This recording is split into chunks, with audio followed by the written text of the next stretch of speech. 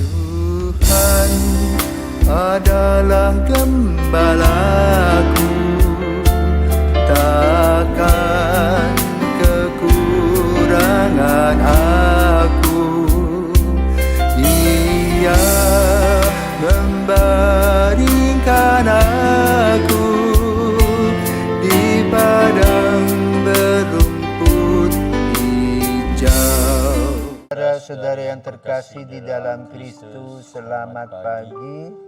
Salam jumpa lagi dalam Sabda Siap Saji, Selasa 28 November 2023, hari biasa pekan ke-34. Marilah kita berdoa dalam nama Bapa dan Putra dan Roh Kudus. Amin. Allah Bapa yang Maha Kuasa dan Kekal, Engkau mengendaki mendirikan kerajaan kasih yang akan lestari selamanya melalui Yesus Kristus, hamba-Mu. Bantulah kami melaksanakan sabda janjinya ini dan mampu bersaksi dalam segala tingkah laku kami. Sebab Dialah Tuhan pengantara kami yang bersama dengan Dikau dalam persatuan Roh Kudus, hidup dan berkuasa Allah sepanjang segala masa. Amin. Amin. Tuhan bersamamu Dan bersama rohmu. Inilah Injil Yesus Kristus menurut Lukas. Dimuliakanlah Dimuliakanlah Tuhan. Lukas bab 21 ayat 5 sampai dengan 11. Ketika itu beberapa orang berbicara tentang bait Allah dan mengagumi bangunan yang dihiasi dengan batu indah dan berbagai macam barang persembahan. Tetapi Yesus berkata kepada mereka, akan tiba harinya segala yang kalian lihat di sini diruntuhkan, dan tidak akan ada satu batu pun dibiarkan terletak di atas batu yang lain.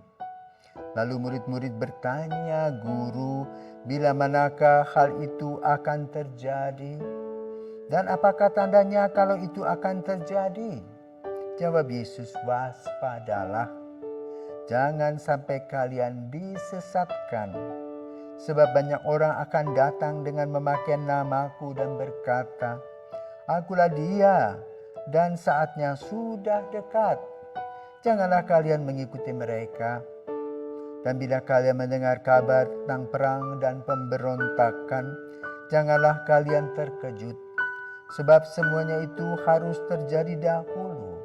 Tetapi itu tidak berarti kesudahannya akan datang segera. Kemudian Yesus berkata kepada mereka, bangsa akan melawan bangsa dan kerajaan akan melawan kerajaan. Akan terjadi gempa bumi yang dahsyat dan di berbagai tempat akan ada penyakit sampar dan kelaparan. Dan akan terjadi juga hal-hal yang mengejutkan dan tanda-tanda yang dahsyat dari langit. Demikianlah sabda Tuhan. Terpujilah Kristus. Selamat pagi Romo. Selamat pagi Rey. Pada kali ini saya ingin bertanya, bagaimana cara menjadi orang yang selalu waspada terhadap kesesatan dunia? Selamat pagi para pirsawan. Pertanyaannya, bagaimana caranya menjadi orang yang siap sedia? Ya tergantung pada sikap kita. Karena itu harus tahu ya, kita melihat itu sama seperti sebuah cita-cita. Ya, ini kan menggambarkan tentang cita-cita. Bahwa kita akan sampai di penghujung hidup kita dengan bahagia.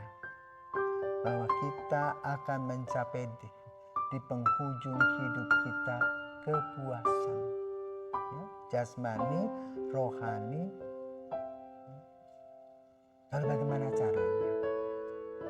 Caranya sama seperti orang yang bercita-cita. Kalau Presiden Soekarno mengatakan, gantungkan cita-citamu setinggi bintang di langit.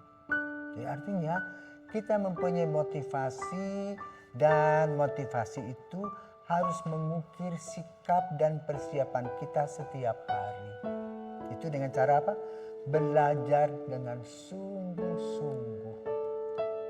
Menggunakan waktu dengan tepat guna. Karena apa?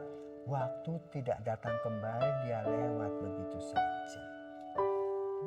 Juga proses pembelajaran ketika kita berada di tempat sekolah, di sekolahan, itu lewat, tidak ada ulangan. Ya, sekarang memang kalau kita punya sekolah, punya pelajaran yang di YouTube-kan, seperti misalnya kita bisa membuka dalam internet ya, ruang guru bisa kembali melihat. Tapi hidup kita ini berkatakan berjalan terus. Yang sudah kita lewati namanya sejarah atau nostalgia. Tapi arah ke depan itu harus jelas. Ya. Kalau kamu mau pergi juga dari sini misalnya ke Gilimanuk, harus tahu buka map kemana ini. Jangan sampai kamu jalannya ke barat, kamu ke timur. Kamu ke timur akhirnya tidak sampai Palasari, tapi sampai di Karangasem. Ya, tetapi kamu sebetulnya mau ke barat, yaitu harus lewat barat ya ke Palasari. Ya, maka harus tahu rumus-rumus jitu. Satu tadi itu belajar dengan sungguh-sungguh, menggunakan waktu dengan luar biasa ya. Juga selalu siap bertanya kalau tidak tahu bertanya. Nah, hari ini kita mendengar rumusan yang Yesus berikan kepada kita. Bagaimana seharusnya kita berjalan untuk mencapai kebahagiaan. Yang ditekankan oleh Yesus bukan kapan waktunya, tapi apakah Anda siap selalu. Ya, maka kalau kita perhatikan dari perumpamaan misalnya 5 gadis bodoh, 5 gadis bijaksana. Sama-sama diundang toh, tetapi yang satu, yang bodoh santai-santai saja, yang lewat saja.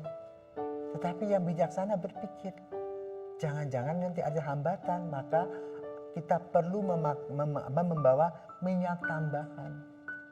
Ya. Sama seperti sekarang kamu punya handphone, pergi jauh kemana? Ya, harus punya power bank. Ya. Karena apa?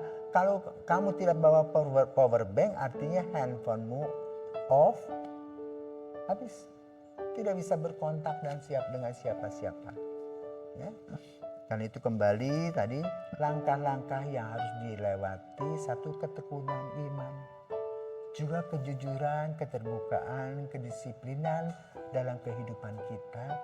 Bukan hanya sebagai seorang yang berdoa, Tuhan, tetapi juga membuktikan kata-kata yang kita ucapkan dalam doa kita untuk menjadi sebuah kebiasaan yang positif. Yang kedua, berjaga-jaga dan hati-hati, jangan dibohongi orang. Ada satu, ya berapa puluh tahun lalu waktu saya menjadi pastor di paroki itu, ada satu orang lah ya yang menamakan diri itulah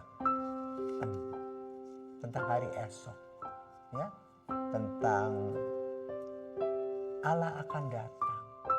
Maka mereka mengumpulkan orang tiap malam berdoa dan lalu mengatakan begini, ayo kita akan menjadi orang yang dipilih, kita harus pergi ke sebuah tempat, maka barang-barangmu dan uangmu harus kamu kirim ke transfer ke rekening ini, barang-barangmu kamu lepas sudah.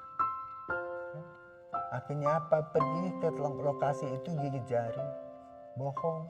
Maka Yesus mengatakan hati-hati dengan kata-kata akulah dia, saatnya sudah dekat. Itu tidak penting. Ya. Karena anak manusia pun dikatakan tidak tahu.